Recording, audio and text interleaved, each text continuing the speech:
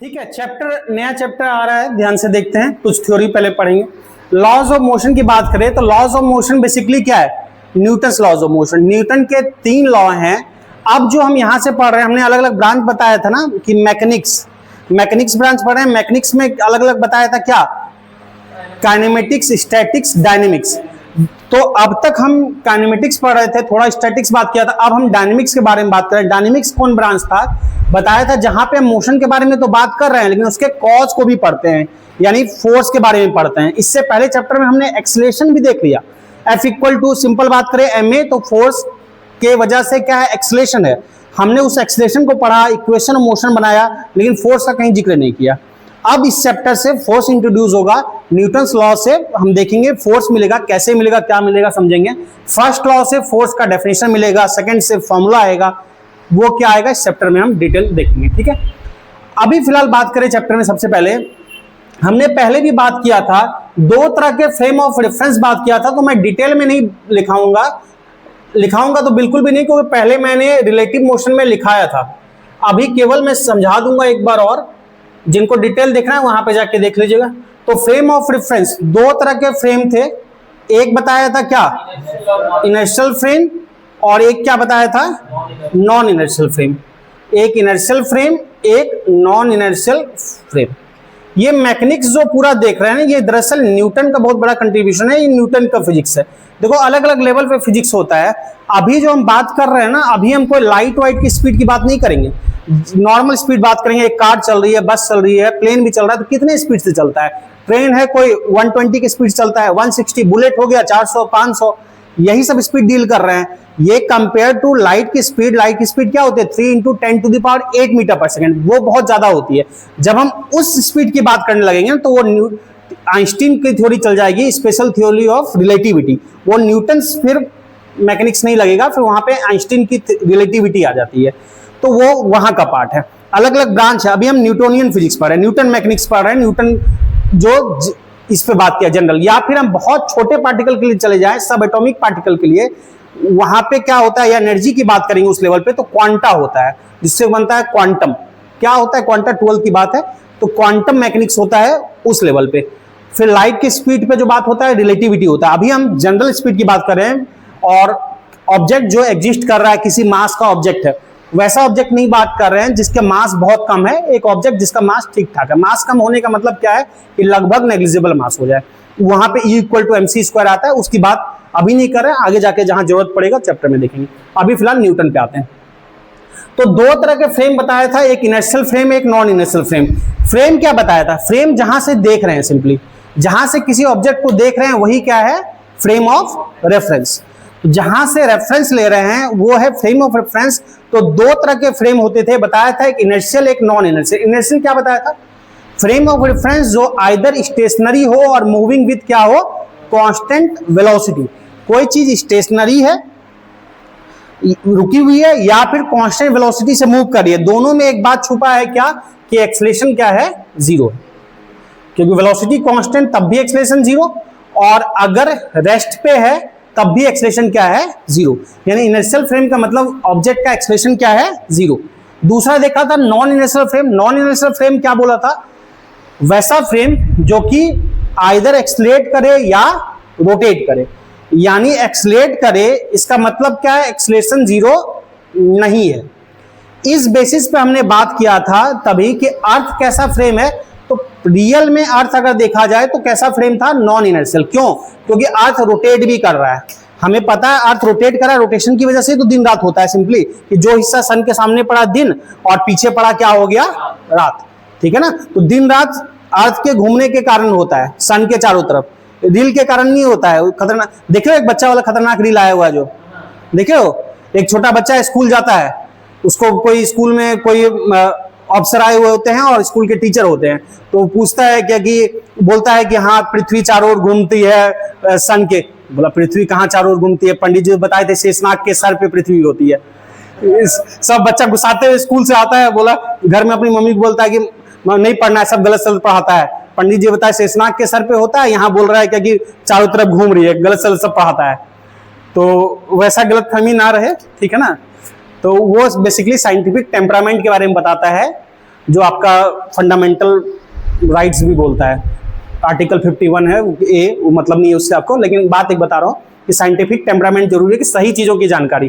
पहले जब नहीं पता था सूर्य ग्रहण चंद्र ग्रहण, अभी भी कई लोग नहीं पता है, राहु केतु आ जाता है, राहु केतु नहीं आता है आपको, सिंपल पता है कि अर्थ घूम रही है, क्या कोई चीज नहीं दिखेगा, मून नहीं दिखेगा, कब नहीं दिखेगा, जब मून और अर्थ के बीच में कोई आ जाए तभी नहीं दिखेगा। तो मून अर्थ के बीच में कौन आ जाता है, सन आ जाता है, तो ढक लिया तो नहीं दिखा। कोई चीज नहीं दिखने का बीच में कोई आ जाता है, सूर्य ग्रहण लगा, क्या हुआ, सूर्य को ढक गया, सूर्य को ढक दिया किसने ढका, चांद ने ढका, सिंपल सा ये है। तो खैर ठीक है, वो बातें अलग है, अभी आते हैं इसमें। तो दो तरह का फ्रेम है, एक इनर्शियल फ्रेम और एक non inertial frame. Inertial frame जिसका एक्सेलरेशन क्या है, 0 है, नॉन इनर्शियल फ्रेम नहीं है। अच्छा, अर्थ हम क्या बोल रहे थे, रोटेट कर रही है, पता है आपको, दिन रात होता है, और अर्थ एक्सेलरेट भी करती है, लेकिन क्या है कि उसका एक्सेलरेशन बहुत कम होता है। एक्सेलरेशन क्या होता है, चेंज इन वेलोसिटी। अगर वेलोसिटी में एब्रप्टली चेंज हो ना, कि अचानक से वेलोसिटी बढ़ा दिया जाए, तो एक्सेलरेशन बहुत ज्यादा होगा, हम फील करेंगे। जैसे कोई कार रुकी हुई है, बाइक रुका, अचानक से एक्सेलरेटर दे दिया जाए, तुरंत वेलोसिटी 0 से कुछ पहुंच जाएगी with in fraction of second या विद इन सम सेकंड, तो क्या होगा, बॉडी पीछे की तरफ चला जाएगा। तो वो क्या होता है, वो होता है आपका एक्सेलरेशन दिखा साफ साफ, तो उसका असर दिखता है। या अचानक से ब्रेक मार दिया जाए तो समथिंग वेलोसिटी से 0 हो जाएगी बहुत जल्दी, तो हम फील करते हैं। पर वहां पे क्या है, वेलोसिटी में बड़ा चेंज आता है, एक्सेलरेशन ठीक ठाक होता है। अर्थ जब घूमती है, तो अर्थ घूम रही है सन के चारों तरफ, तो हमको बैठे बैठे अगर मानसिक संतुलन ठीक ठाक है तो लगता है झटका, कैसे झटका लग गया, नहीं ना। यानी एक्सेलरेशन होता है पर बहुत कम होता है। चूंकि एक्सेलरेशन बहुत कम होता है तो हम उसको नेग्लेक्ट कर सकते हैं। और अर्थ पे दूसरा बात क्या बताया था कि अर्थ रोटेट भी कर रहा है, लेकिन बड़ा साइज है ना, जितना छोटा साइज होगा रोटेशनल इफेक्ट फील होगा। एक मौत का कुआं है, ग्लोब का ही साइज होता है पर छोटा है, तो उसके चलाने वाले को रोटेशनल इफेक्ट फील होगा। आप जब वो बड़ा होता जाएगा, साइज अर्थ का बहुत बड़ा होता है, लगभग 6400 किलोमीटर, तो वो लगभग रेडियस 6400 किलोमीटर क्या आएगा, इतना बड़ा साइज के कारण अर्थ हमको फ्लैट नजर आता है। ऐसा होता है कि ऐसे देखिए यहाँ गड्ढा गिर गए, नहीं होता है, तो फ्लैट नजर आता है अर्थ। तो अर्थ का साइज चूंकि बहुत बड़ा है तो रोटेशनल इफेक्ट फील नहीं होता। लेकिन दोनों बात है, रोटेट भी कर रहा है, एक्सेलरेट भी कर रहा है, लेकिन दोनों इफेक्ट चूंकि नेग्लिजिबल है, इसलिए अर्थ को ट्रीट करते हैं इनर्शियल फ्रेम। रियल पूछा जाए तो नॉन इनर्शियल है। मैं क्यों इसका जिक्र कर रहा हूं, क्योंकि न्यूटन्स लॉ जो वैलिड है ना, वो किसमें है, वो इनर्शियल फ्रेम में है। न्यूटन्स लॉ इसमें ही वैलिड है, इसमें नहीं है। इसमें कुछ सूडो फोर्स का कॉन्सेप्ट आके फिर वैलिड कराते हैं, वो हम आगे देखेंगे। लेकिन तो न्यूटन्स लॉ वैलिड है किसमें, इनर्शियल फ्रेम में। तो अर्थ का चूंकि दोनों इफेक्ट नेग्लिजिबल है, इसलिए अर्थ को ट्रीट करते हैं इनर्शियल फ्रेम, और इनर्शियल फ्रेम ट्रीट करते हैं तो अर्थ पे पता है ना कि क्या लगाते हैं, लॉज ऑफ मोशन, न्यूटन्स के लॉ अर्थ पे लगाते हैं ना, इसलिए लगा पाते हैं क्योंकि इसको इनर्शियल फ्रेम ट्रीट किया जाता है। जो और डिटेल में मैंने रिलेटिव में बताया था, वहां जाके देख सकते हैं। अब न्यूटन के 3 लॉ हैं। 3 लॉ आने से पहले थोड़ा सा हम गैलीलियो के बारे में बात कर लेते हैं। गैलीलियो ने कुछ दिया था, उसी के बेसिस पे न्यूटन्स का लॉ बेसिकली फर्स्ट लॉ आया, उसी को आगे प्रोसीड करके गैलीलियो ने एक्सपेरिमेंट किया था। सिंपल कैसा एक्सपेरिमेंट किया था पता है, गैलीलियो का एक्सपेरिमेंट पता है किसी को, क्या किया, 2 इंक्लाइन प्लेन लिया, समझो जरा, 2 इंक्लाइन प्लेन लिया, मान लो इस तरह से इंक्लाइन प्लेन लिया, दोनों इंक्लाइन प्लेन का एंगल बराबर कर दिया, मान लो ये भी थीटा ये भी थीटा, ठीक है, और हाइट भी बराबर कर दिया, मान लो ये h हाइट है और इधर भी हाइट क्या है, h है, ठीक। अब क्या किया, कोशिश किया, मतलब एग्जैक्टली फ्रिक्शनलेस तो नहीं हो सकता, लेकिन नियर फ्रिक्शन, मतलब बहुत स्मूथ सरफेस बनाया गया ताकि एनर्जी का लॉस ना हो फ्रिक्शन के कारण। एक बॉल को लुढ़काया गया यहां से, तो बॉल क्या देखा कि नीचे आया, फिर इसी हाइट तक पहुंच गया, इसी हाइट तक पहुंच के रुक गया। इसका मतलब क्या था कि जितना एनर्जी यहां तक के लिए था उतनी एनर्जी मिली होगी तभी यहां तक पहुंचा ना, तो ये वहां तक पहुंच गया, ठीक है, यानी एनर्जी का लॉस नहीं हुआ, ठीक है। एक मामला तो ये देखा। दूसरा फिर क्या किया गैलीलियो ने, फिर या दूसरा एक्सपेरिमेंट कैसे किया, ये किया और अगला वाला जो था उसका एंगल थोड़ा बढ़ा दिया, हाइट सेम रखा और एंगल बढ़ा दिया। हाइट दोनों का सेम है, एंगल मान लो ये θ1 है, ये एंगल θ2 है, तो दूसरा वाला एंगल थोड़ा ज्यादा इंक्लाइन कर दिया, सॉरी कौन एंगल ज्यादा है, θ1 ज्यादा है, θ1 ज्यादा है θ2 से, तो दूसरा एंगल कुछ कम कर दिया, सॉरी, तो दूसरा एंगल जब कम कर दिया और हाइट दोनों का बराबर रखा, अब भी बॉल को लुढ़का रहा है ना, तो बॉल क्या देखा, यहां तक पहुंच गया। तो दोनों में क्या सेम हुआ, हाइट सेम हुआ, पर चलना क्या दोनों में बराबर पड़ा होगा, नहीं, क्योंकि इसमें अगर एंगल आप कम रखते हो ना, तो ये एंगल, अगर हाइट बराबर रखते हो, एंगल सेम रखते हो, तो ये दोनों डिस्टेंस बराबर होगी। लेकिन अगर हाइट बराबर रख के, दोनों तरफ हाइट बराबर रख के ये इंक्लिनेशन बढ़ा देते हो, तो ये डिस्टेंस बढ़ जाएगा। समझ में आ रही है बात? ये डिस्टेंस बढ़ जाएगा। तो ये अब हाइट सेम था, पर डिस्टेंस क्या हुआ, ज्यादा चला, लेकिन वहां तक पहुंच गया। इस तरह से क्या किया गैलीलियो ने, इसको और इंक्लाइन करते गए, और कम करता गया, θ2 और कम और कम और कम। तो अगर θ2 मान लो और कम कर देंगे और हाइट वही रखेंगे, θ2 हाइट वही रखने का मतलब है पोटेंशियल एनर्जी सेम है, फिर हाइट वही रखा, अब और ज्यादा चलना पड़ा, और मान लो इधर ले गए, हाइट सेम रखा, और ज्यादा चलना पड़ा। इस तरह करते करते करते करते करते करते करते करते कम करते करते करते इसको फ्लैट बना सकते हैं। मतलब एक बात समझो ना, फ्लैट का मतलब हाइट निग्लिजिबल हो गया ना। अगर ये सेम है, अगर मैं इसको और दूर यहां पे ले जाऊं, दिख रहा है इधर, विजिबल है, दीवार दिख रहा है? नहीं।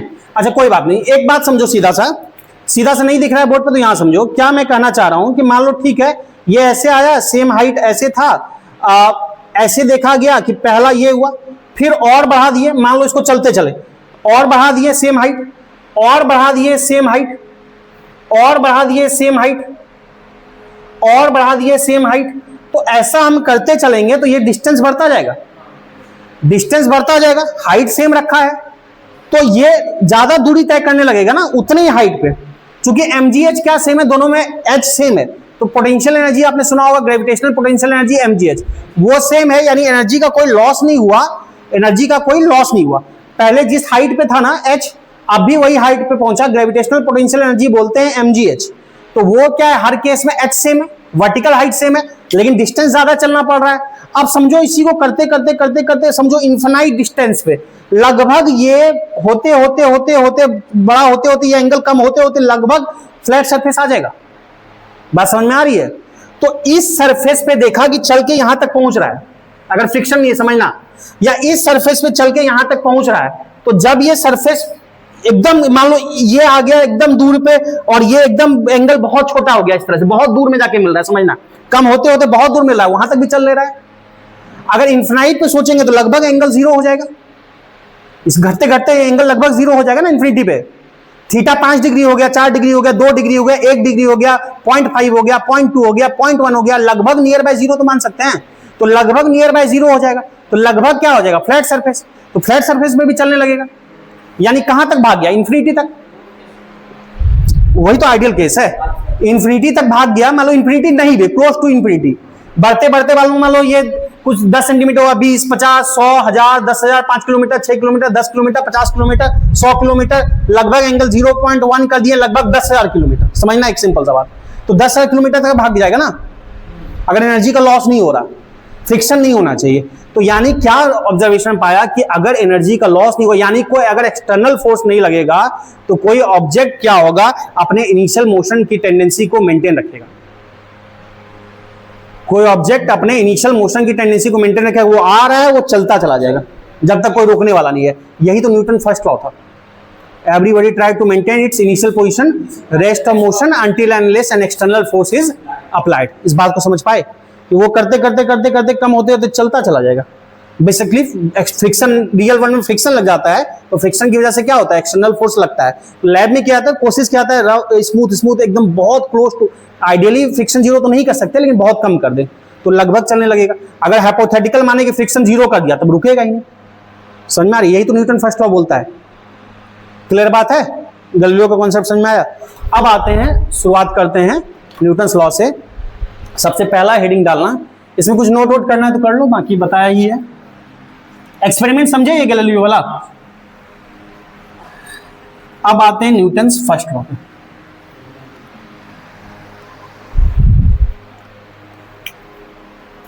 Newton's first law, Newton's first law, या इसका नाम एक और है लॉ ऑफ इनर्शिया। इनर्शिया का कॉन्सेप्ट भी हम देखेंगे, यही गैलीलियो वाले से आ गया, उसी को न्यूटन ने थोड़ा सा और अच्छा करके लिपापोती करके, मतलब मेहनत करके, ऑब्वियस ऐसे नहीं, साइंटिस्ट था बड़ा, और सेकंड थर्ड दिए, इस फर्स्ट में भी आइडिया मिला उससे।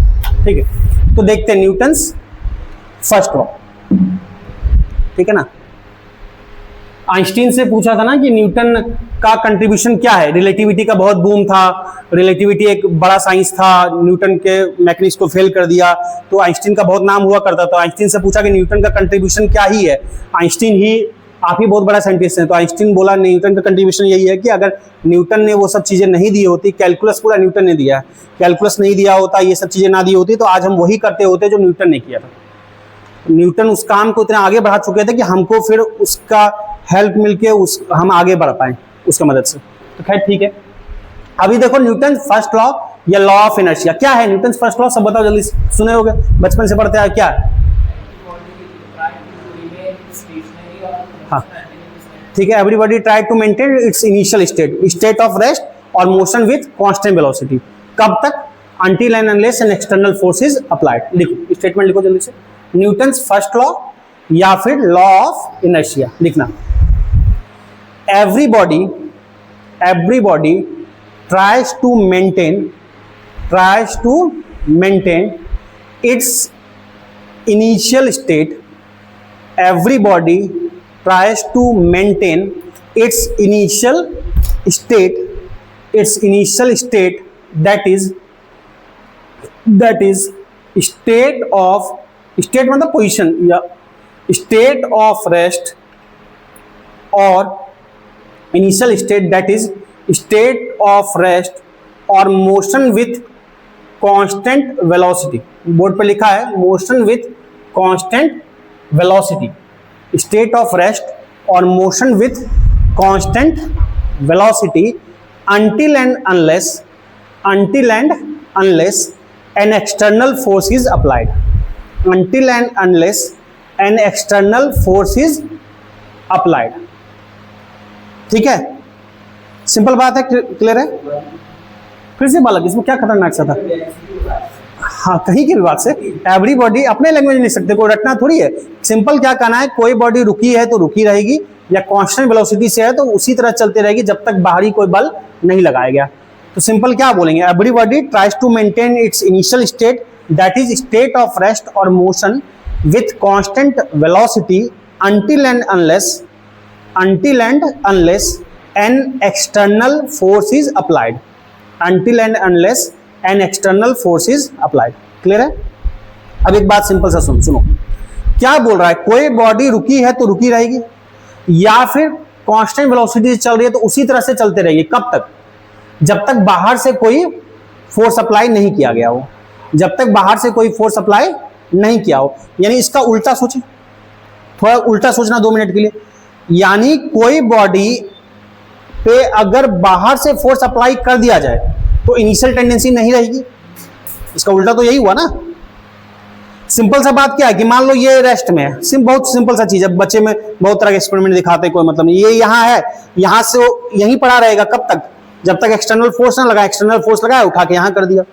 या फिर कांस्टेंट वेलोसिटी से कोई मूव कर रहा है, बॉल लुढ़का दिए, लुढ़कता चला जाएगा। आप बोलोगे नहीं, रियल वर्ल्ड में तो रुक जाता है, क्योंकि रियल वर्ल्ड में एक्सटर्नल फोर्स लगता है, फ्रिक्शन लगता है। अगर ना लगे, सरफेस स्मूथ बना दिया जाए, तो गैलीलियो ने जो बताया, गैलीलियो ने चलेगा तो चलता रह जाएगा। बात समझ में आया? तो अब क्या है कि ठीक है, इसमें कई एक्सपेरिमेंट भी होते हैं। अगर कुछ रहता चाकू इस टाइप का चीज तो दिखा देते हैं। सिंपल सा एक्सपेरिमेंट चलता है, चालू एक्सपेरिमेंट है। आलू ले लिया या सेब ले लिया, उसको उसमें कर दिया आपका किसी क्या बोलते हैं चाकू में, या फिर आपका स्टील वाला या लोहे वाला वो होता है ना, स्केल में कर लिया, उसको ऐसे से मारते हैं, आलू ऊपर चढ़ता दिखता है।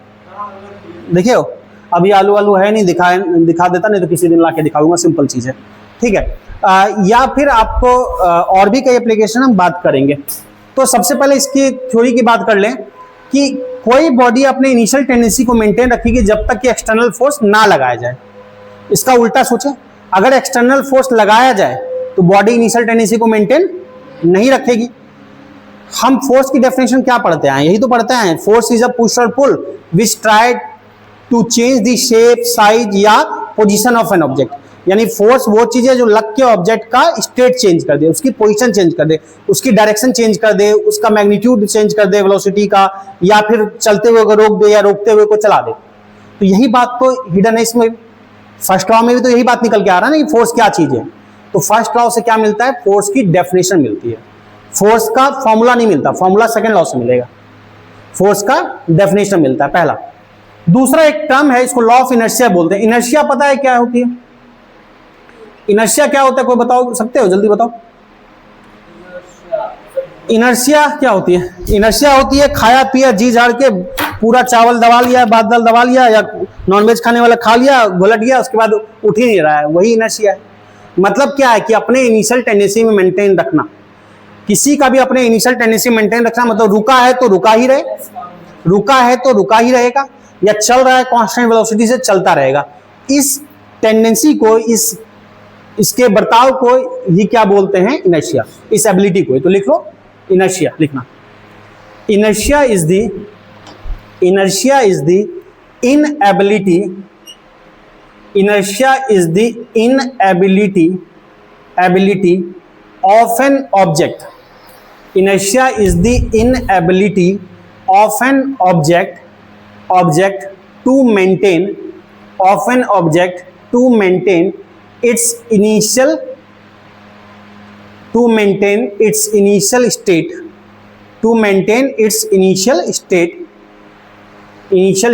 that is, वही बात जो पहले लिखे, that is state of rest or motion with constant velocity, इस टेंडेंसी को मेंटेन रखने का जो गुण है, एबिलिटी है, उसी को क्या बोलते हैं? इनर्शिया। ठीक है, अब मैं सिंपल सा बात करूं, जरा समझो। इनर्शिया मतलब इनिशियल टेंडेंसी में चेंज लाना। एक साइकिल रखा है और एक ट्रक है, एक साइकिल और एक ट्रक है। मैं बोलूंगा किसी को खिसकाना है, किसको खिसकाना पसंद करोगे? या खिसका, साइकिल को आसानी से खिसका पाओगे? यानी इनिशियल रेस्ट की टेंडेंसी, दोनों रुका है, उसके रेस्ट की टेंडेंसी को चेंज करना, उसकी इनर्शिया को चेंज करना किसमें आसान पड़ा? साइकिल में। क्यों? साइकिल हल्का है, हल्का का मतलब मास कम है, यानी मास कम है तो चलाना क्या हुआ? आसान हुआ। और इनर्शिया किसका ज्यादा है, ट्रक का कि साइकिल का? ट्रक का। इनिशियल मतलब इनिशियल टेंडेंसी को मेंटेन रखना, रुका है तो रुका रहे। ट्रक ज्यादा रुका रहना चाहेगा, क्यों? क्योंकि मास ज्यादा है। अच्छा, अगर तुम्हारे तरफ एक साइकिल आ रहा है 10 की स्पीड से 10 किलोमीटर पर आवर, और 10 की स्पीड से ही एक ट्रक आ रहा है, किसके आगे कूदना पसंद करोगे? किसी के आगे नहीं कूदना चाहिए, लेकिन मजबूरी है, किसी के आगे कूदना है, तो किसको रोकना चाहोगे? सब कुछ ठीक ठाक है, यहाँ पे भी मानसिक संतुलन, तो साइकिल को रोकने की कोशिश करोगे। क्यों? साइकिल की टेंडेंसी में चेंज लाना आसान है, मतलब दोनों एक ही वेलोसिटी से आ रहा है, तो उसकी वेलोसिटी में चेंज लाना, रोकना या डायरेक्शन चेंज करना साइकिल का आसान है बनिस्बत ट्रक की। क्यों? जबकि दोनों का वेलोसिटी भी सेम है, दोनों 10 से आ रहा है। क्यों? क्योंकि मास ज्यादा है ट्रक का। जिसका मास ज्यादा है उसकी पोजीशन में चेंज लाना डिफिकल्ट है, चाहे रुका है तो चलाना, या चलता आ रहा है तो रोकना या डायरेक्शन चेंज करना उसका डिफिकल्ट, जिसका मास ज्यादा है। यानी सीधा ऐसा बात बोलेंगे, जिसका मास ज्यादा है उसका इनर्शिया क्या है? ज्यादा है। क्लियर है? तो कुछ नोट देके लिखना, इसमें नोट लिखना, फर्स्ट पॉइंट लिखना, नोट देके फर्स्ट लिखना। हम ये फिजिक्स का कौन सा ब्रांच पढ़ रहे हैं, डिटेल मैंने बताया था, मैकेनिक्स पढ़ रहे हैं, तो लिखना नोट देके, नोट। इनर्शिया लिखना is the measurement of, note में फर्स्ट पॉइंट लिखना, inertia is the measurement of, inertia is the measurement of mass in mechanics. Inertia is the measurement of mass. Inertia is the measurement of mass in mechanics. Inertia is the measurement of mass. इस branch में मास ज्यादा है तो inertia ज्यादा है. Is the measurement of mass in mechanics. Clear है? Second point, first law से क्या मिला? पहला तो हमने देखा कि डेफिनेशन फोर्स का मिला, और दूसरा क्या है, इनर्शिया के बारे में पता चला कि कोई ऐसा टेंडेंसी होता है। तो हमको दो चीज मिला फर्स्ट लॉ से, फोर्स और इनर्शिया का डेफिनेशन। तो लिखो, सेकेंड पॉइंट लिखो, फ्रॉम फर्स्ट लॉ या Newton's first law, from Newton's first law, या सिंपल फर्स्ट लॉ लिखो, न्यूटन ही पढ़ रहे हैं ना, पता है। From first law, definition of force, definition of force and inertia, definition of force and inertia, definition of force and inertia is obtained from first law. Definition of force and inertia is obtained, definition of force and inertia is obtained. तो first law से क्या होता है, force या inertia की क्या मिलती है, डेफिनेशन मिलती है। क्लियर बात, फॉर्मूला नहीं, फॉर्मूला फोर्स का सेकंड से मिलेगा।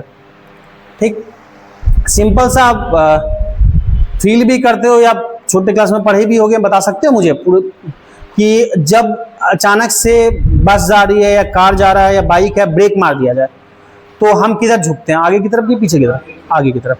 और अचानक से एक्सीलेटर ले लिया जाए, रुका ट्रक है, ट्रक छोड़ दो, रुका बस है या कार है या आपका बाइक है, अचानक से एक्सीलेटर ले लिया जाए तो पीछे की तरफ, ऐसा क्यों? नहीं, सिंपल सा है ना, जाना चाहिए। फर्स्ट लॉ है ना, फर्स्ट लॉ क्या बोलता है कि कोई बॉडी अपने इनिशियल टेंडेंसी को मेंटेन रखना चाहती है जब तक एक्सटर्नल फोर्स ना लगा जाए। तो हम जब बस पे बैठे हैं या कार पे बैठे हैं, जब बस या कार चल रही है तो हमारा कौन सा पार्ट बस या कार के डायरेक्ट कांटेक्ट में, lower body part. Lower body part जो है बस या कार के कांटेक्ट में, सीट पे बैठे हैं, ऊपर वाला नहीं है डायरेक्ट कांटेक्ट में। जैसे ब्रेक लगाया जाए तो ब्रेक लगाया जाए, इस केस में ब्रेक लगाया जाए तो बस से या कार से कांटेक्ट किसका, लोअर बॉडी पार्ट का। तो लोअर बॉडी पार्ट क्या होगा, रुक जाएगा। और अपर बॉडी पार्ट मूव कर रहा था, पूरा बॉडी मूव कर रहा था, तो बॉडी का कांटेक्ट लोअर पार्ट का बस से है तो वो रुक जाएगा। और अपर बॉडी पार्ट इनर्शिया के कारण क्या होगा, आगे जाना चाहेगा कुछ देर तक, इनर्शिया के कारण, क्योंकि उसका कांटेक्ट बस से नहीं है तो इनर्शिया के कारण आगे जाना चाहेगा। तो लोअर बॉडी पार्ट वहीं रहना चाहेगा, आगे वाला बॉडी पार्ट आगे जाना चाहेगा, तो इसके कारण क्या होगा, हम आगे की तरफ बेंड हो जाते हैं। समझ में आया? सेम उल्टा मामला क्या होता है, अचानक से अचानक से एक्सीलेटर दबा दिया जाए, बाइक पे बैठे हो, स्कूटी बैठे हो या कार में भी अचानक से एक्सीलेटर दबा दिया जाए तो क्या होगा कि अभी पूरा बॉडी रेस्ट में है, अभी जैसे हमने एक्सीलेटर लिया तो लोअर बॉडी पार्ट का कांटेक्ट किससे, कार से या बस से, तो लोअर बॉडी पार्ट क्या होता है, आगे बढ़ना चाहता है। अपर बॉडी पार्ट इनर्शिया के कारण वहीं रहना चाहता है। अपर बॉडी शुरू में रुका था, उसका कांटेक्ट नहीं है बस से, तो वो इनर्शिया के कारण वहीं रहना चाहता है। और लोअर बॉडी पार्ट बस के साथ आगे जाना चाहता है, तो लोअर बॉडी पार्ट आगे बढ़ा, अपर वहीं रख गया, हम क्या हो गया, पीछे छूट गए। समझ में आ रही है बात? हम पीछे छूटने के लिए हम नहीं पीछे गए, लोअर पार्ट आगे बढ़ गया, लोअर बॉडी पार्ट आगे बढ़ गया, अपर वहीं रहा, तो हम क्या हो गए, पीछे हो गए। समझे बात? तो सिंपल सा बात है। अब आते हैं न्यूटन्स सेकेंड लॉ पे। Newton's second law, Newton second law को क्या बोलते हैं पता है? नहीं, नाम क्या है, जैसे इनर्शिया बोले ना इसको, law of momentum. Second law को लॉ ऑफ मोमेंटम भी बोलते हैं, क्योंकि मोमेंटम के बारे में पता चलता है। कोई बता सकते हो मोमेंटम क्या है? पहले मोमेंटम के बारे में थोड़ा सा देख लेते हैं, फिर लॉ पे आते हैं। Momentum product of mass and velocity, mass और वेलोसिटी के कंबाइंड इफेक्ट को मोमेंटम बोलते हैं। क्यों? क्योंकि वेलोसिटी के साथ मास का इफेक्ट भी मिलके उसको और खतरनाक या और इंपैक्टफुल बना सकता है। जैसे कि एक ट्रक आए 10 मीटर पर सेकंड से या 10 किलोमीटर पर सेकंड से पर आवर से, छोड़ी, एक ट्रक आए 10 किलोमीटर पर आवर से और एक साइकिल आए 10 किलोमीटर पर आवर से, दोनों किसी से टकराए, किसका इंपैक्ट ज्यादा डेंजरस होगा? ट्रक का। क्यों? क्योंकि मास ज्यादा है, वेलोसिटी तो दोनों की सेम थी लेकिन मास ज्यादा है, तो मास और वेलोसिटी का कंबाइंड इफेक्ट मिलके भी रिजल्ट देता है। इसी कंबाइंड इफेक्ट को बोलते हैं मोमेंटम। तो मोमेंटम क्या है, बेसिकली लिख लो मोमेंटम। पहले मोमेंटम के बारे में बात करते हैं, फिर आएंगे लॉ पे। Momentum is the combined effect, momentum is the combined effect of mass and velocity. Momentum is the combined effect of mass and velocity. ठीक है, नीचे लिखना मोमेंटम के बारे में, it is the product of mass and velocity. It is the product of mass and velocity. Mass कैसी quantity है? Scalar की वेक्टर, स्केलर, और वेलोसिटी वेक्टर। तो स्केलर इनटू वेक्टर बताया था ना, क्या होता है वेक्टर। आपको वेक्टर के प्रॉपर्टी में बताया था, फर्स्ट वेक्टर में बताया था कि वेक्टर के मल्टीप्लिकेशन में vector multiply by scalar is a vector. तो मास इनटू वेलोसिटी क्या मिला? मोमेंटम बोला, इसको पी से लिखते हैं।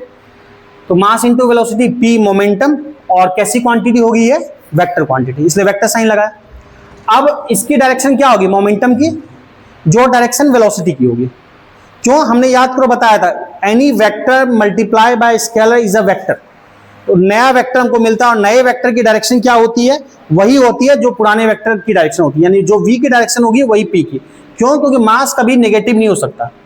मास अगर पॉजिटिव है तो p equal to positive of v, यानी जो v वेक्टर की डायरेक्शन है वही किसकी डायरेक्शन होगी, p की डायरेक्शन होगी।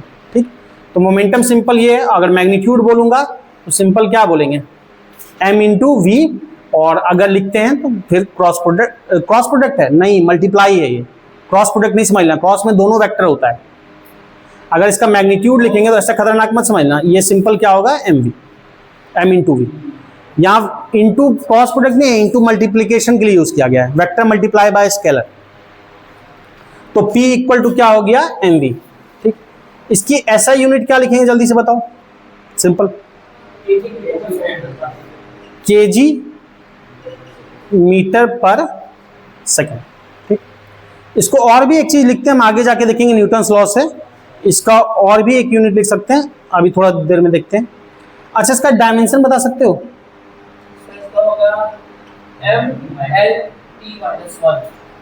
डायमेंशन निकालना बताया था, सब क्वांटिटी को देखेंगे। मास के लिए क्या यूज करते हैं, m, और velocity LT-1, rate of change of displacement. ठीक है, यूनिट मेजरमेंट में बता चुका हूं सब। तो MLT-1, कोई दिक्कत यहां तक, बहुत नॉर्मल बात है। अब आते हैं थोड़ा न्यूटन के सेकेंड लॉ पे। सेकेंड लॉ का स्टेटमेंट बता सकते हो क्या है सेकेंड लॉ, इसे सब पहले पढ़े होगे ना पुरानी क्लास में। हाँ, सेकेंड लॉ क्या बोलेंगे, कोई रटा रटाया हमको नहीं चाहिए, आप सिंपल समझे हो आप बोल सकते हो, बताओ। किसके फोर्स किसके प्रोपोर्शनल होता है, सेकेंड लॉ कौन बता सकता है, बताओ। तो mass into change in velocity पर टाइम, चेंज इन वेलोसिटी पर टाइम को क्या बोलते हैं। देखो न्यूटन सेकेंड लॉ को सिंपली ध्यान रखना है ना, तो ऐसे ध्यान रख लो, बाकी वेक्टर साइन वगैरह के साथ हम आएंगे बाद में, अभी केवल मैं याद रखने के बता रहा हूं। F इक्वल टू क्या बोलते हैं, del P by del T. इस तरह के सिंबल का मतलब पता है, डेल शॉर्ट में पढ़ते हैं, डेल्टा हो बेसिकली है, डेल्टा का मतलब क्या होता है, चेंज। तो इसका सिंपल कहना है कि F प्रोपोर्शनल टू, फिर प्रोपोर्शनलिटी हटाते देखा जाएगा, del P by del T. Del P क्या है, चेंज इन मोमेंटम, और डेल T क्या है, चेंज इन टाइम। यानी हम क्या बोलेंगे, फोर्स प्रोपोर्शनल क्या होता है, rate of change of momentum. Rate word use किया जाता है किसके लिए, टाइम के लिए। तो लिखो स्टेटमेंट, लिखो सिंपल, यही देख के लिखना है, इसका स्टेटमेंट लिखो सेकेंड लॉ का।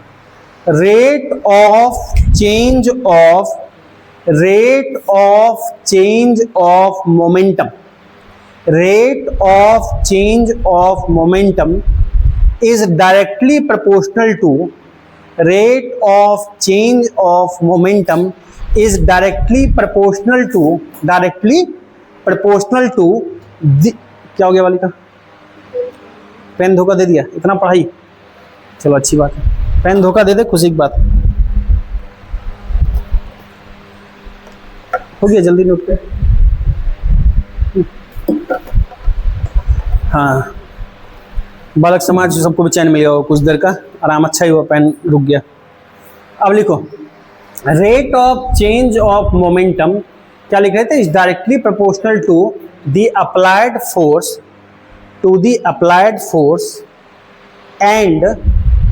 and this change occurs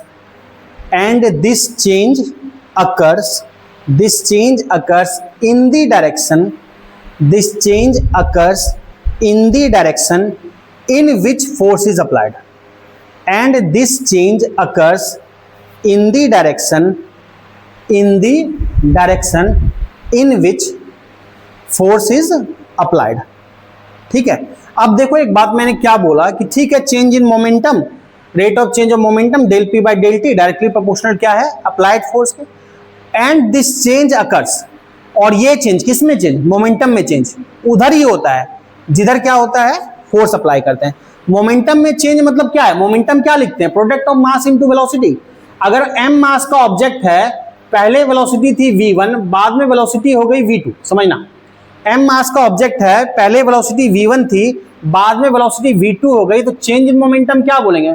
final momentum mass into final velocity minus initial momentum mass into initial velocity, यही बोलेंगे।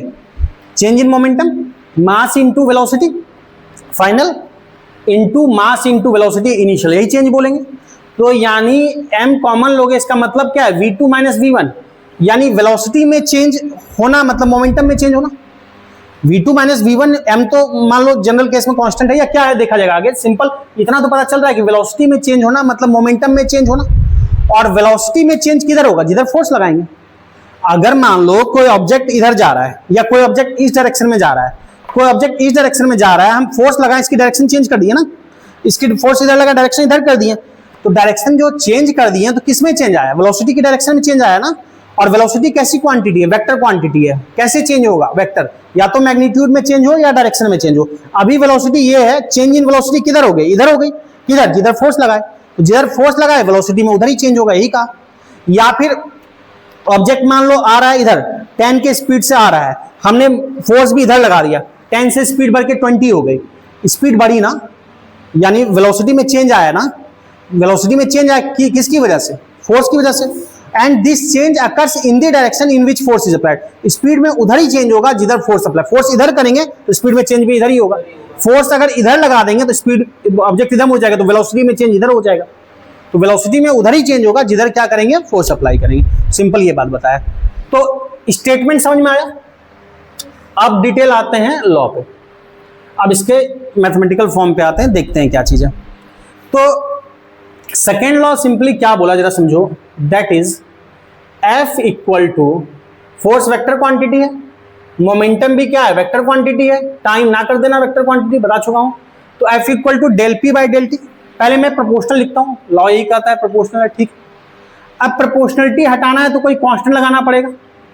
तो F इक्वल टू कोई कांस्टेंट लगाया, मान लो K इक्वल टू क्या हो गया? Del P by del T, del P by del T. तो एक्सपेरिमेंट से या एक्सपेरिमेंटली या फ्रॉम एक्सपेरिमेंट K की वैल्यू क्या देखी जाती है? 1। K की वैल्यू 1 देखी जाती है, तो F इक्वल टू क्या हो गया? Del P by del T. F equal to क्या हो गया? पहले बताओ, del P by del T. तो F equal to del P by del T आ गया K1। अब बोलो K1 कैसे पता किया गया एक्सपेरिमेंट में? कुछ नहीं है, हम बार बार क्या देखे कि F की कोई वैल्यू रखा, हमने चेंज इन मोमेंटम पता किया, टाइम नोट किया, कैलकुलेट किया। मान लो फोर्स, अभी से एक एग्जांपल दे रहा हूं, ऐसा ही होता है जरूरी नहीं, एक समझा रहा हूं। मान लो फोर्स 10 न्यूटन की दिया, 10 न्यूटन, हमने चेंज इन मोमेंटम मेजर किया, टाइम देख लिया कितना बीता, ये मेजर करके जब सॉल्व किया ना, ये भी 10 ही आएगा। 10 किया, देखा K1 आ गया। फिर अगली बार फोर्स हमने कुछ मान लो 20 न्यूटन किया, जब हमने del P by del T measure किया, डेल टी देखा टाइम कितना बीता, डेल पी मेजर किया, कैलकुलेट किया, तब देखा ये भी 20 आ रहा है। 20 बाई 20 क्या हो गया? 1। तो हर केस में अलग अलग फोर्स पे इसकी वैल्यू उतनी आ रही थी, तो K की वैल्यू क्या आ रही थी? 1 आ रही थी। तो कई सारे रीडिंग की हेल्प से देखा K हमेशा 1 आ रहा है, तो K की वैल्यू क्या कर दिया? 1। तो F इक्वल टू क्या हो गया? Del P by del T. ठीक है, तो ये हो गया आपका इससे फर्स्ट लॉ से। अब देखो, सॉरी सेकंड लॉ से। अब एक बात समझो, सेकंड लॉ से ये निकला, ये कैसा फोर्स है? टाइम का इंटरवल है ना, टाइम का इंटरवल है ना। जब हम इंटरवल में बात करते हैं तो उसको क्या बोलते हैं? एवरेज बोलते हैं। तो ये फोर्स कैसा निकला है मेरा? Average force. क्यों? क्योंकि किसी इंटरवल में बात करते हैं, पढ़े थे ना del Y by del X, X का इंटरवल है तो क्या है? एवरेज है। अगर मुझे किसी इंस्टेंट पे बोला जाए, समझो ये तो एवरेज फोर्स निकल गया, अगर मुझसे बोला जाए इंस्टेंटेनियस फोर्स, पीछे भी पूरे चैप्टर में काइनेमेटिक्स में हमने देखा था del X by del T, del X T tends to 0 तो D X by D T, acceleration del V by del T tends to 0 तो D V by D T. Instantaneous कैसे बात करते हैं? तो मुझे यहां पे फोर्स बात करना है इंस्टेंटेनियस। समझो, हर तरह से चैप्टर में यही होगा, बस आपको केवल मामला समझना है कि इंस्टेंटेनियस क्या होता है, एवरेज क्या होता है, जो बता चुका हूं पूरा। Del P by del T जब मैं लिख रहा हूं इस तरह से, तो ये मेरा क्या है? ये मेरा एवरेज है। और जहां हमने ये वर्ड लगा दिया LIM मतलब limit, del T tends to 0, del t tends to zero का मतलब टाइम इंटरवल बहुत छोटा कर दिया, इतना छोटा कर दिया कि वो इंटरवल क्या है, जीरो। यानी हम क्या करने लगे, एक पॉइंट पे बात करने लगे। इसी को क्या लिखा जाता है, इसी को लिखा जाता है डीपी बाय dt। जैसे हमने dp बाय dt लिख लिया डिफरेंशिएशन, मतलब हम क्या करने लगे, एक पॉइंट पे बात करने लगे, वो क्या है, इंस्टेंटेनियस। क्लियर है ये कॉन्सेप्ट, पहले बता चुका हूं। अब एक बात समझो, अक्सर हम क्या बोल देते हैं कि F equal to m a को हम न्यूटन सेकेंड लॉ बोल देते हैं या हमेशा सही बोल देते हैं। वो हमेशा सही नहीं है, कैसे समझते हैं जरा देखो। अब हम एक आता है सिंपल डेरिवेशन या deduction, reduce F equal to m a, F equal to m a, ठीक है, F equal to m a लाओ, देखते हैं कैसे से। अगर मान लो F इंस्टेंटेनियस ही मैं लिख रहा हूं, ऑब्वियस है, तो इंस्टेंटेनियस क्या लिखते हैं, dp बाई dt। और हमको पता है ना कि सिंस P इक्वल टू क्या पता है, mv, तो P की जगह mv लिख लें। पहले समझो, यहां पे P की जगह mv लिख सकते हैं। मोमेंटम ये होता है ना, मास इंटू वेलोसिटी, mv होता है। ये दोनों क्या है, प्रोडक्ट में है। प्रोडक्ट रूल कैसे लगाते हैं, एक बार एक को कांस्टेंट मानते हुए बाहर करते हैं, m को कांस्टेंट माना, बाहर किया, dv बाई dt लिखते हैं। और दूसरी बार क्या करेंगे, v को बाहर करेंगे, क्या लिखेंगे, dm बाई dt। v को बाहर किया, ऐसे लिख सकते हैं क्या, प्रोडक्ट रूल यही करते हैं ना, एक बार एक को कांस्टेंट मानते हुए बाहर किया, m को, दूसरे का डिफरेंशिएशन, फिर दूसरे को बाहर किया, पहले का डिफरेंशिएशन। देखो एक बात समझो, यहां पे अगर ऐसा नहीं होगा तब नहीं, अगर मास कांस्टेंट है तब, if m equal to constant, अगर मास कांस्टेंट है तो बताओ कांस्टेंट का डिफरेंशिएशन क्या होता है, जीरो। तो मास कांस्टेंट अगर है तो dm बाई dt क्या होगा, जीरो। तो ये पूरा टर्म जीरो हो जाएगा। तो F इक्वल टू हम क्या बोलेंगे, dm बाई dt, तो m dv बाई dt। और dv बाई dt कुछ होता है क्या, कुछ होता है dv बाई dt, जल्दी बताओ। Change in velocity per unit time, dv by dt क्या होता है, एक्सेलरेशन। तो F equal to m a आया, जरा बात समझना, F equal to m a आया न्यूटन सेकेंड लॉ से ही आया, लेकिन कब आया, जब मास क्या है, कांस्टेंट है। अगर मास कांस्टेंट है तभी हम F equal to m a लिख सकते हैं। अगर मास कांस्टेंट नहीं है, जरा समझना, ये लिखना सही है, यहां तक भी लिखना सही है, यहां तक भी लिखना सही है, अब तक कोई एजम्पशन नहीं किया है। लेकिन इससे नीचे हम तभी लिख सकते हैं जब मास क्या हो, कांस्टेंट हो। मास कांस्टेंट नहीं हो तो F equal to m a नहीं लिखा जा सकता। यानी F equal to m a तभी सही है जब मास कांस्टेंट होगा। आप बोलोगे मास तो हमेशा कांस्टेंट होता है, ऐसा नहीं है। आगे चल के हम रॉकेट प्रोपोर्शन देखेंगे या आइंस्टीन की थ्योरी वगैरह देखोगे, मास भी चेंज करता है। आप सिंपल से थोड़ा बात कर लूं, बाकी डिटेल आगे बात करेंगे। एक रॉकेट है, रॉकेट जब ऊपर जाता है तो आप क्या देखते हो कि बहुत सारा धुआं नीचे की तरफ दिखता है। वो बेसिकली क्या है, फ्यूल की बर्निंग है, गैसेस की बर्निंग है। रॉकेट लगातार गैस अंदर का बर्न होता रहता है, रॉकेट हल्का होता है, मोमेंटम को कंजर्व कराने के लिए ऊपर जाता है। कैसे कंजर्व कराता है उससे मेरा अभी इंटरेस्ट नहीं, आगे देखेंगे। मैं केवल बताना चाह रहा हूं कि मास वहां कांस्टेंट नहीं रहता। कैसे, जब रॉकेट, मान लो कि रॉकेट का पूरा जो कंटेनर है उसका मास है 600 kg। मान लो रॉकेट का पूरा कंटेनर का मास है 600 kg और उसके अंदर जो फ्यूल भरा है उसका मास है 400 kg, उसका मास है 400 kg। तो टोटल मास रॉकेट का क्या हो गया, 1000 kg। अब जैसे जैसे फ्यूल बर्न होता जाता है, रॉकेट हल्का होता जाता है और आसानी से ऊपर भागता है। तो रॉकेट का फ्यूल मान लो 600 प्लस 400, 800 kg फ्यूल बर्न हो गया। टोटल मास क्या होगा, 900 kg। फिर 200 kg फ्यूल बर्न हो गया, 600 प्लस 200, 800। पूरा फ्यूल बर्न हो गया 400, रॉकेट का मास क्या हो गया, 600 kg। तो लगातार फ्यूल बर्न होता जा रहा है, रॉकेट का मास चेंज होता जा रहा है ना, यानी मास तो कांस्टेंट नहीं रहा।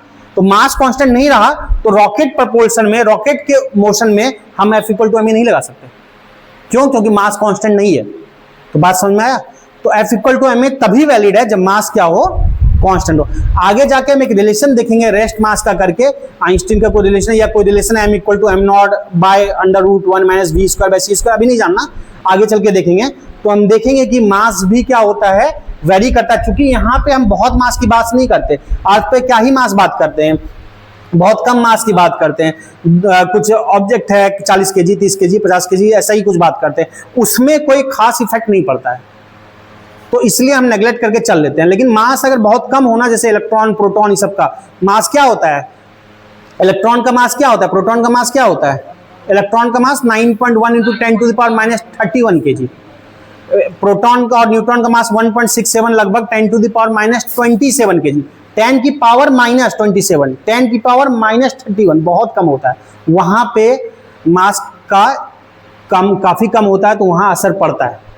तो वो वहां की बात है, उस पर नहीं जाएंगे। अभी हम केवल इतना सा समझेंगे कि अगर मास कांस्टेंट है तो F = ma तभी लिख सकते हैं। तो Newton second law F = dp/dt कहना चाहिए, del p/dt कहना चाहिए, F = ma तभी कहना चाहिए जब मास कांस्टेंट हो, अदरवाइज नहीं। बात समझ में आया? इसको नोट डाउन करना है, कर लो, फिर बात करेंगे आगे। अब देखो क्या है कि F = ma हमने देख लिया, तब आता है जब मास कांस्टेंट है। कुछ कैलकुलेशन का पार्ट देखते हैं। जैसे ठीक है, F = dp/dt क्या होता है? इंस्टेंटेनियस। और एवरेज क्या लिखते हैं? एवरेज ये लिखते हैं ना, del p/del t, एवरेज ये लिखते हैं। तो p में चेंज बाय t में चेंज। तो मान लो पहले p था p1, बाद में हो गया p2, तो चेंज क्या होगा? p2 - p1 होगा। चेंज का मतलब फाइनल माइनस इनिशियल। कितने टाइम पे हो रहा है ये चीज? तो पहले टाइम था t1, बाद में हो गया t2, तो t2 - t1, सिंपल बात है। बस ये बताने का छोटा सा यही पर्पस है कि आप एवरेज लिखना आता है पहले से ही, बस एक बार रिकॉल कर लो। अगर मुझे एफ का मैग्नीट्यूड लिखना है, एवरेज का, तो मैग्नीट्यूड लिखना है तो इधर भी वेक्टर है, यहां भी मॉड लगाना पड़ेगा। एफ का मॉड लगाया तो p2 - p1 का भी मॉड लगाना पड़ेगा, और ये तो स्केलर है, इसका नहीं। और वेक्टर a - b क्या लिखते हैं? √a² + b² - 2ab cos θ। तो ये वेक्टर के फॉर्मूले से ही सॉल्व होगा, यानी √p1² + p2² - 2p1 p2 cos θ। चूंकि वेक्टर है तो सिंपली हम सब्ट्रैक्ट नहीं कर सकते, वेक्टर के फॉर्मूले से ही करेंगे, √a² + b² - 2ab cos θ। तो सिंपल, ये बात क्लियर है? नोट किए यहां तक? ठीक है, यहां तक क्लियर है। अभी और बात करते हैं इसमें, इसी से रिलेटेड एक बात निकल के आता है यहाँ, इम्पल्स। इम्पल्स टर्म है, इम्पल्स पता है क्या होता है? हाँ ठीक बोल रहे हैं। बहुत ज्यादा फोर्स बहुत कम टाइम के लिए लगे, इस चीज को क्या बोलते हैं? इम्पल्स। इम्पल्स बेसिकली क्या है? Large force acting for a short time. जैसे कि आप कराटे वगैरह में देखते हो, मार्शल आर्ट में देखते हो, कराटे वगैरह में क्या है कि 4, 5, 6 ईंट रख दिया गया, एक के ऊपर एक बार झटके से मारा, सारा ईंट टूट गया। वहां पे टाइम ड्यूरेशन कम होना बहुत ज्यादा जरूरी है। अगर वो मारेगा और बहुत देर तक हाथ रखा रहेगा ना, तो हड्डी टूट जाएगी। इंस्टेंटली बहुत ज्यादा फोर्स एब्रप्टली बहुत कम टाइम के लिए लगता है, फिर हाथ हटा लेता है। तो ये क्या कहलाता है? ये इम्पल्स कहलाता है। जैसे टक्कर भी, कॉलिजन बहुत तेज स्पीड से आया, कार टकरा गया, वो भी क्या है? इम्पल्स। बहुत हाई, ये बहुत कम ड्यूरेशन के लिए बहुत तेज फोर्स लगेगा, उसका इंपैक्ट बहुत ज्यादा होता है। तो इम्पल्स लिखो क्या है? इम्पल्स को आई से लिखते हैं जनरली, इम्पल्स लिखना, इम्पल्स लिखना large force acting for a short time, large force acting for a short time is called impulse. इस चीज को क्या बोलते हैं? इम्पल्स। अब देखो, लार्ज फोर्स, बहुत ज्यादा फोर्स को लिखा एफ से, और बहुत कम टाइम है, तो टाइम को बहुत छोटा टाइम है, इसलिए हमने क्या लिखा? del t से। del t हमने लिखा बहुत स्मॉल टाइम के लिए। तो इम्पल्स क्या हो गया? F × del t। फोर्स कैसी क्वांटिटी है? वेक्टर। टाइम क्या है? Scalar. Scalar multiply by vector is a vector. तो इम्पल्स क्या है? वेक्टर। इम्पल्स क्या है? Vector. Large force acting for a short time is called impulse. Clear है? अब एक बात सिंपल सा समझो कि अगर इफ मान लो फोर्स जो है वो कुछ लगा से 5 न्यूटन, या ज्यादा फोर्स लिखो तो मान लो लगा 100 न्यूटन, कितने देर के लिए? ऐसे 100 न्यूटन बहुत ज्यादा फोर्स होता है, सुनने में लग रहा है पर बहुत ज्यादा होता है।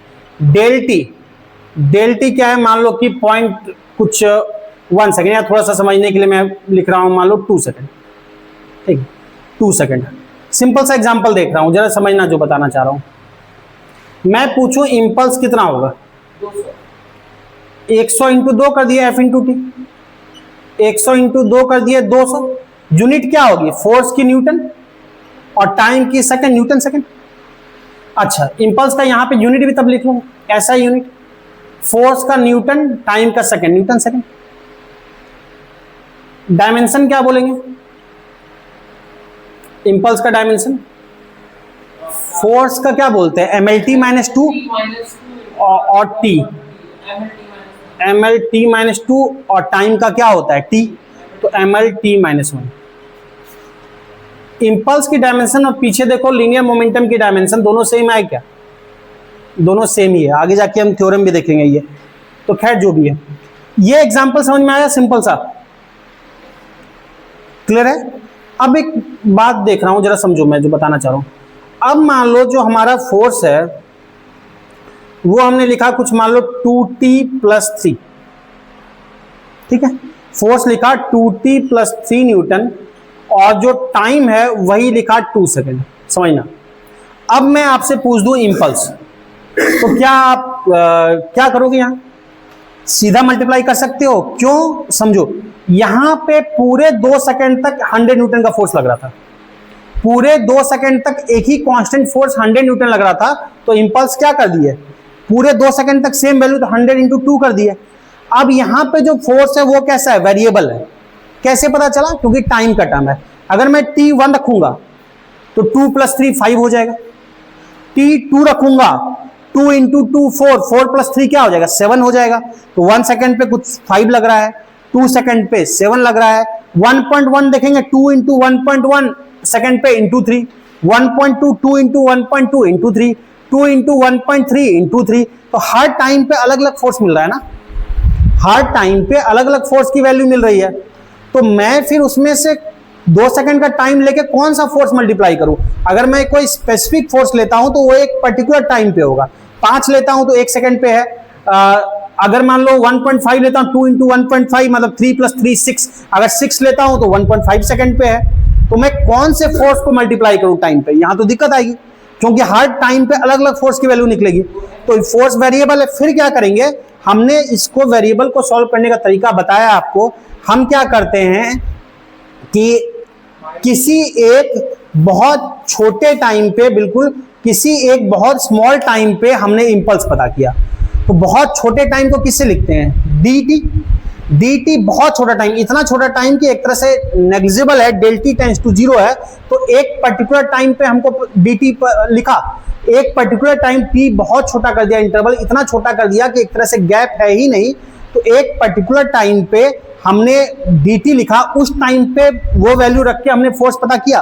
तो एक बहुत स्मॉल टाइम इंटरवल, लगभग 0, यानी एक पर्टिकुलर टाइम पे हमने फोर्स रख के वैल्यू यहाँ t की फोर्स पता किया और उस जगह पे f × dt निकाल लिया।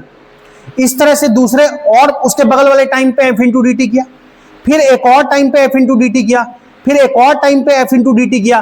तो इस तरह से सारे जगह पे एक एक छोटा छोटा dt लेके और उस जगह पे फोर्स को मल्टीप्लाई करके सबको समेशन कर दिया, तो हमको टोटल इंपल्स पता लग जाएगा। और समेशन का मतलब ही क्या होता है, इंटीग्रेशन। तो वेरिएबल के केस में क्या करेंगे, f dt। तो इंपल्स क्या होगा, इंटीग्रेशन f dt, जहां से जहां जो भी लिमिट दे रखे। ये क्या हुआ, in case of variable force. ऊपर क्या था जो सीधा मल्टीप्लाई कर दिया, ये कांस्टेंट फोर्स था, पूरे में 100 लग रहा था।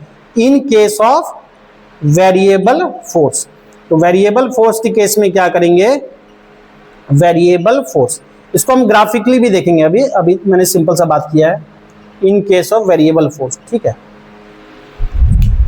ठीक है, क्लियर है। अब एक बात समझो, in case of variable force हमने ये किया, ठीक है, f × dt।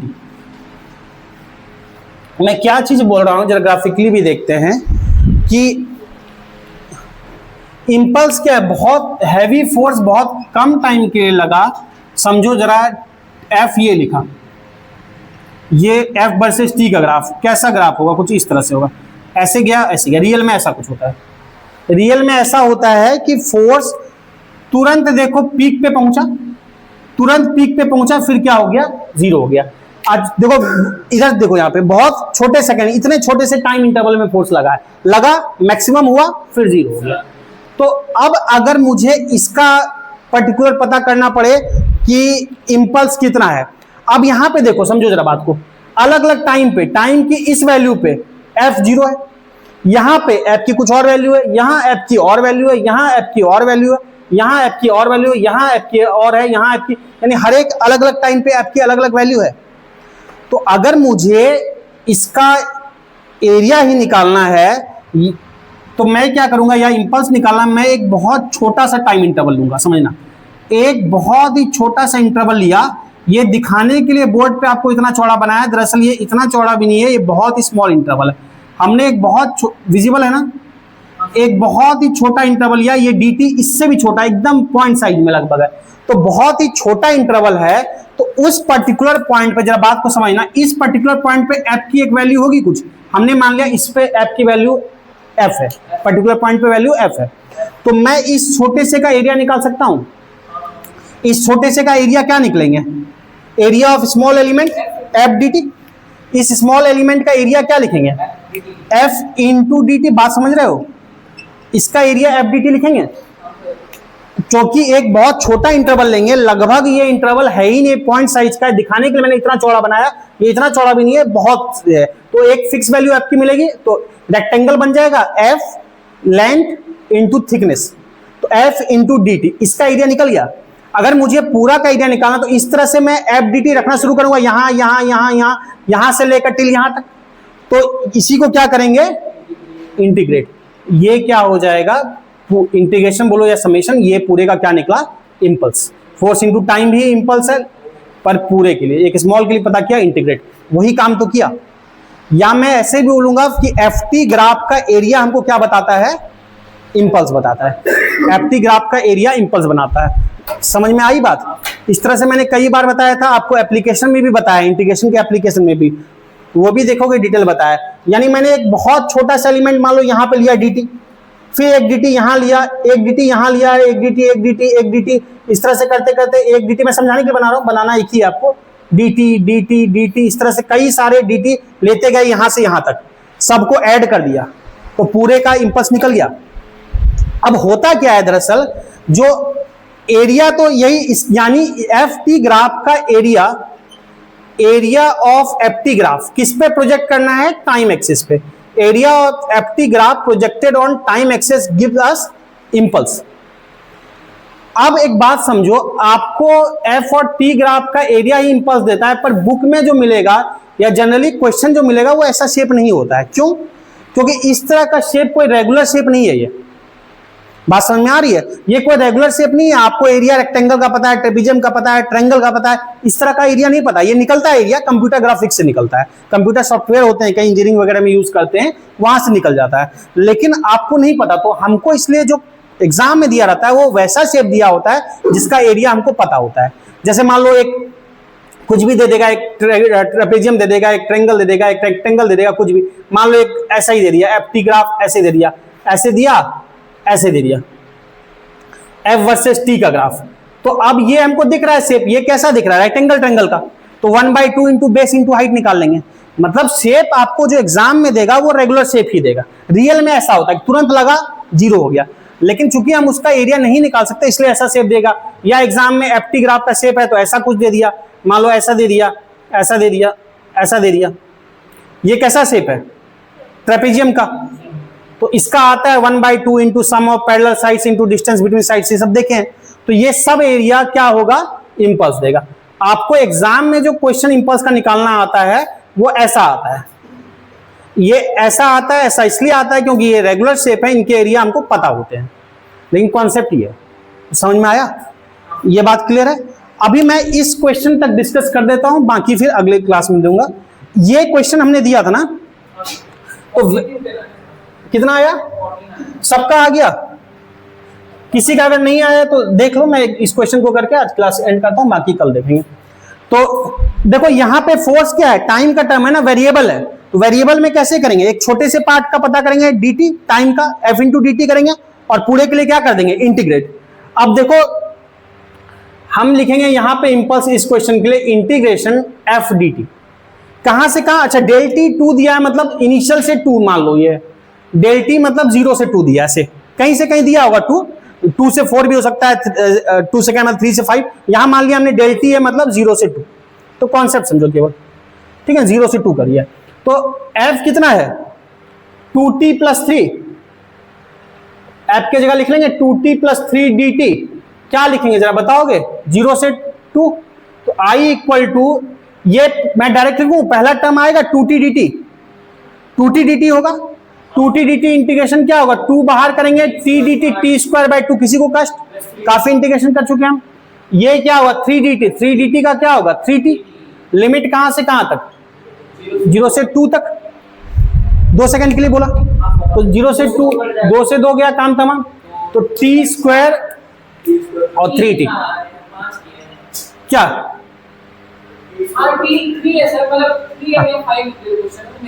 अच्छा ठीक है, तो एक बार अपर लिमिट t की जगह बैठा है 2 का square plus lower limit 3 into 2, और ये सारा क्या होगा? 0 ही होगा, माइनस 0 का स्क्वायर प्लस 0 तो 0 ही होगा।